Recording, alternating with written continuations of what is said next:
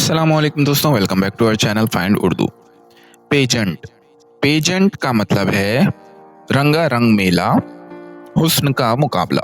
Pageant का मतलब होता है एक रंगीन इवेंट या शो जिसमें लोग स्पेशल ड्रेसेस पहनते हैं, परफॉर्मेंसेस देते हैं या कभी ब्यूटी कंपटीशन होता है।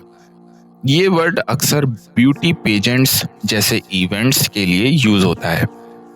She won the crown at the national beauty pageant. उसने कौमी हुस्न के मुकाबले में ताज जीता।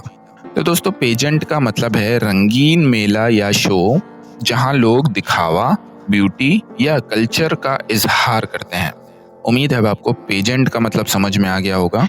मिलते हैं नेक्स्ट वीडियो में। शुक्रिया।